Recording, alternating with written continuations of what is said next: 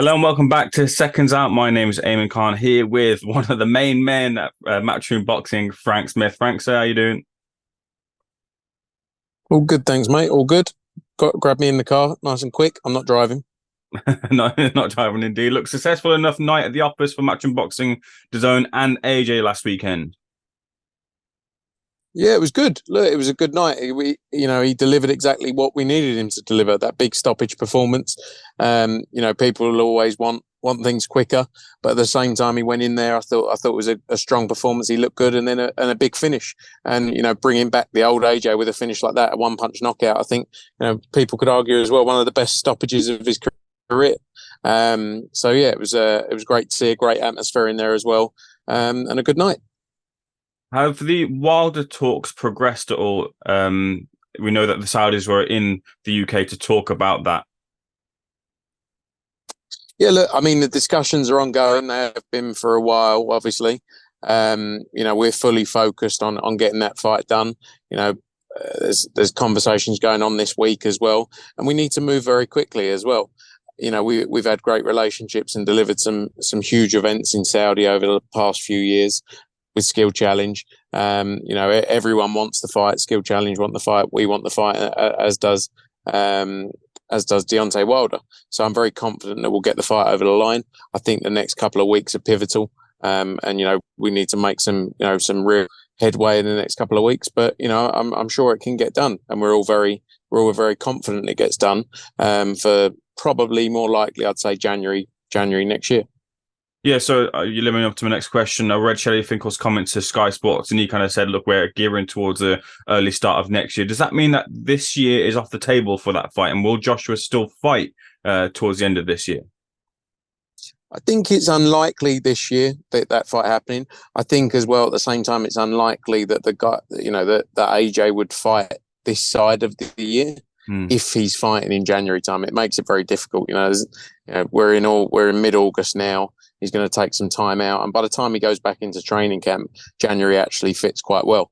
I'd say it was unlikely that you'll see anything this time of the year. As always, anything can happen in boxing, but I think right now, over the next couple of weeks, that's definitely our focus to get that fight made. Without interim fights, I'd say.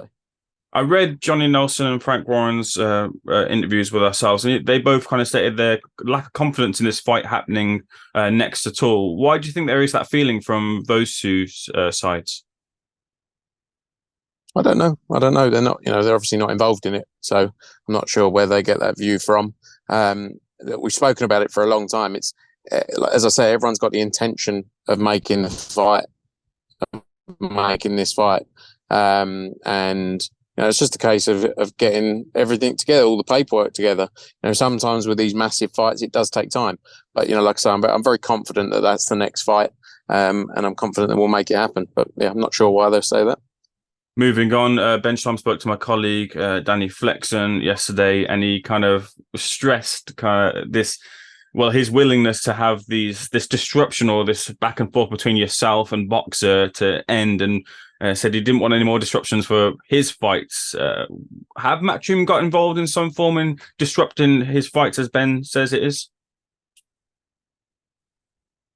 No, look, you look at the fights and look at the opportunities out there. I mean, he raised, Liam Smith against Chris Eubank Jr. and us trying to disrupt that. No, we were just trying to deliver the biggest fight out there in Conor Benn against Chris Eubank Jr. It's not about getting in the way of anyone else. It's about getting the best possible fights for us and our clients. So nothing we do is about messing around anyone else. This narrative of we're the victims is actually quite tiring. Is the reality. You only have to look at what Eddie came out with yesterday. After all the talk of we got a massive opportunity for Richard Riakporhe, a huge opportunity. That's why we turned down the purse bids. They're going behind, our backs essentially, and trying to make an offer to Jai Opetaia to do the fight. So if you got such a massive opportunity away from the purse bid fight, then why are you sending an offer to Jai Opetaia to fight Richard Riakporhe? But it's, people can paint any picture they want to paint. They've consistently done the wrong things by their fighters. We're not here to disrupt things. Brought up Bivol Buatsi Aziz as well. No, Dan Aziz is number 2 in the WBA rankings. We offered Buatsi the fight before. He didn't want to take it. So we suggested Aziz as an opponent for Bivol. He didn't have a contract with Boxxer, you know, and they told me that. Him and his lawyer said, no, we got no contract with Boxxer. We are negotiating possibly doing the Buatsi fight, but it's not done.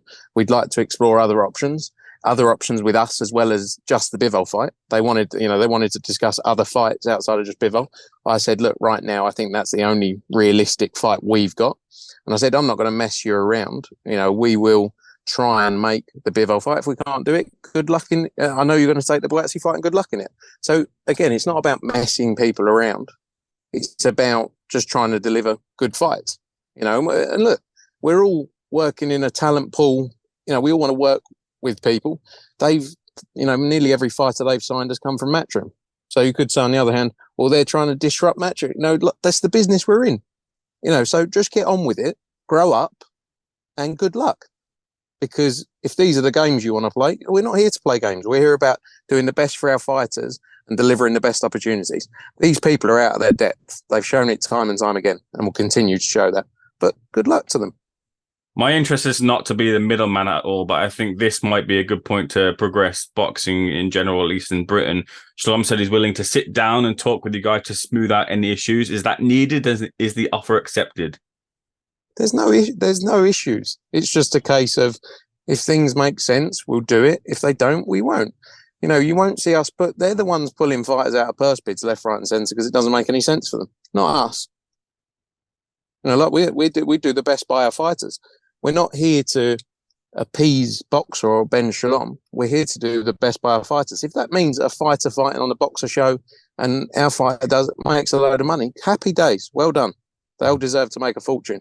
You know, I don't think we can say any more times, we're not the ones trying to disrupt or cause issues here. You know, look at the actions of other parties. And that's all we really have to look at. A question as well. He said that he's had 3 representations or representatives for Jai Apatai. I wanted clarity on who represents him. Do Matchroom have a standing and represent Jai? Yeah, that's why Jai Apatai's team, when he signed with Matchroom, said, please direct any conversations to Matchroom. We then got an email. I said, I basically, there was a couple of days where we were just working a few things out. Then I went back, asked for a phone call and didn't hear back anything from the Boxxer team. So, you know, if you're that desperate for an offer or to get something done, do you not chase up? Like, that's how business works. Or that's how traditional business works, you know, in my mind. You know, if you really want to get something done, then you ring and email relentlessly. You don't pull out on the day of a purse bid. They pulled out on the day of the purse bid because they didn't want to be embarrassed again and lose a purse bid. That's all it comes down to. Just be honest. Again, stop telling these lies. It's much easier if you don't lie. A couple of final things for me. You had Floyd Mayweather calling out Lee Wood to have Lee Wood defend against his fighter. Lee obviously turned that around and said, look, maybe I want to dance with a great. Any kind of push there to make either of those fights happen in the future? Oh, it'd be great at the City Ground, wouldn't it? Maybe that's the one we need to deliver to get it at the City Ground next May. Don't know what weight we do it at, but let's see.